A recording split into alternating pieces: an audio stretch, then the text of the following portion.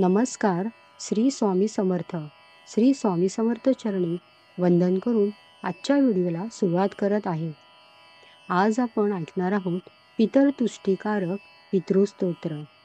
हे पितृस्तोत्र रोज पठणात ठेवावे, श्रवण करावे, पठन करावे. या पितृस्तोत्राच्या पठणाने प्रत्येक कार्यात यश लाभते आणि पितरांचे अखंड संरक्षण मिळते. तसेच प्रगतीतील अडचणीचे यथाकाल निवारण होत राहते. म्हणून या पितृस्तोत्राचे रोज पठण करावे. पितरतुष्टीकारक पितृस्तोत्र.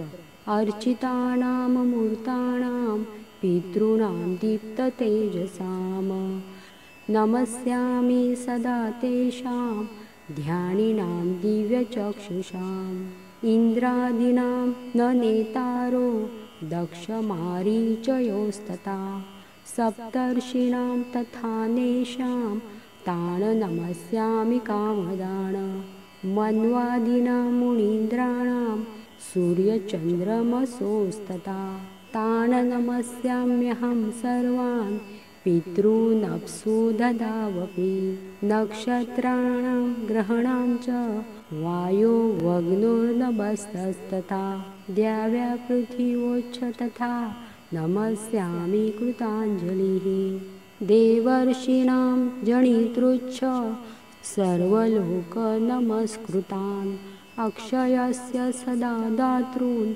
नमस्तेऽहं कृताञ्जलिः प्रजापतेः कश्यपाय सोमाय वरुणाय च योगेश्वरभ्यश्च सदा नमस्यामि कृताञ्जलिः नमो गणभ्यः सप्तभ्यस्तथा लोकेषु सप्तसु स्वयंभुवे नमस्यामि ब्रह्मणे योगचक्षुषे सोमाधारान् पितृगणान् योगमूर्तिधरांस्तथा नमस्यामि तथा सोमं पितरं जगतामहम् अग्निरूपास्तते वेण्या नमस्यामि पितॄनहम् अग्निशोममयं विश्वं यत एतदशेषतः एतु तेजसे ये चैते सोमसूर्याग्निमूर्तयः